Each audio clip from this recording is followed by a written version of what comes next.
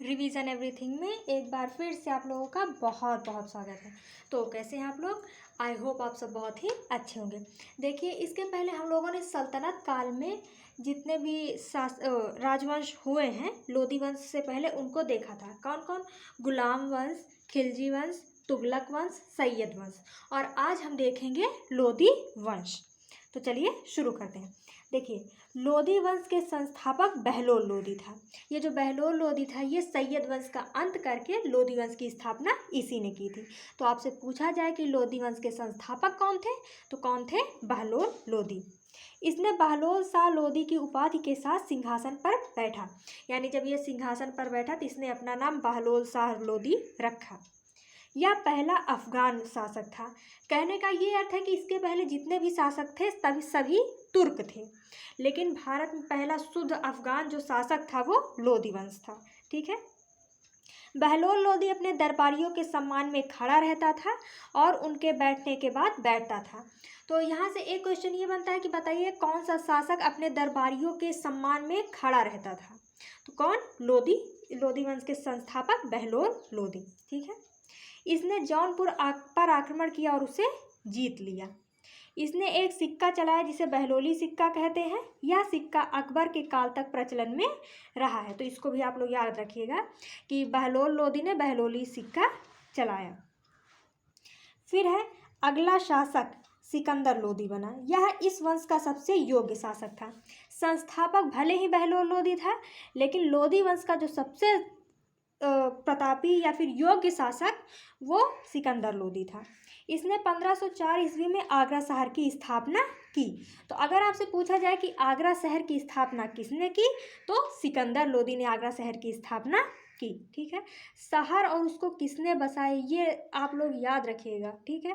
देखिए, जो फिरोज शाह तुगलक था इसने बहुत सारा नगरों की स्थापना की या बहुत सारे नगर बसाए, जिनमें जौनपुर भी था, लेकिन जो आगरा शहर था वो सिकंदर लोधी ने बनाया। इसको आप लोग याद रखिएगा। इसने गुलरुखी नामक पत्रिका लिखी। तो आपसे पूछा जाए कि बताइए गुलरुखी नामक पत्रिका कौन लिखता था, तो सिकंदर लोधी लिखता था। ठीक है। इसने जमीन की पैमाइश के लिए गजे सिकंदरी नामक एक मापक बनवाया। जो गजे सिकंदरी था यह एक मापक था। और अगर आप लोगों ने खिलजी वंश अच्छे से पढ़ा होगा तो वहाँ पे हमने आपको बताया था जो अलाउद्दीन खिलजी था इसने सबसे पहले भूमि की पैमाइश यानी भूमि की नाप करवाई। और जो ये सिकंदर लोधी था इसने गजे सिकंदरी नामक एक मापक बनवाया। इसने खाद्यांश से कर हटा दिया। इसने ताजिया निकालने तथा महिलाओं को मस्जिद में जाने पर प्रतिबंध लगा दिया।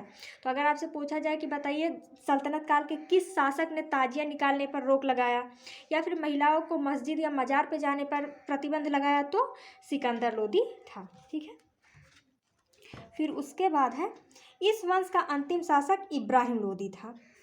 इसने 1518 ईस्वी में खतौली के युद्ध में राणा सागा को पराजित कर दिया। 1526 ईस्वी के पानीपत के प्रथम युद्ध में बाबर ने इसे हरा दिया। बाबर को भारत पर आक्रमण के लिए निमंत्रण पंजाब के सूबेदार दौलत खान लोधी एवं इब्राहिम लोधी के चाचा आलम खान लोधी ने ही दिया था। देखिए, जो लोधी वंश था इसका अंतिम शासक इब्राहिम लोधी था। और इस वंश का अंत कैसे हुआ? बाबर के आक्रमण से। यहाँ पे एक इम्पॉर्टेंट पॉइंट ये है कि एग्जाम में पूछ लिया जाता है कि बताइए भारत पर आक्रमण करने के लिए बाबर को किसने निमंत्रण दिया था? तो दौलत खान लोधी और आलम खान लोधी, इन दोनों का नाम आप लोग बहुत अच्छे से याद कर लीजिए। ठीक है। इन्हीं दोनों ने भारत पर आक्रमण के लिए बाबर को निमंत्रण दिया था। तो इस तरीके से लोधी वंश का अंत हो गया।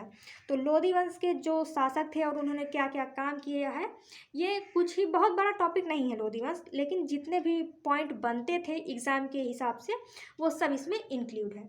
तो आई होप कि आपको लोधी वंश समझ में आ गया होगा। तो मिलते हैं नेक्स्ट वीडियो में। Thank you.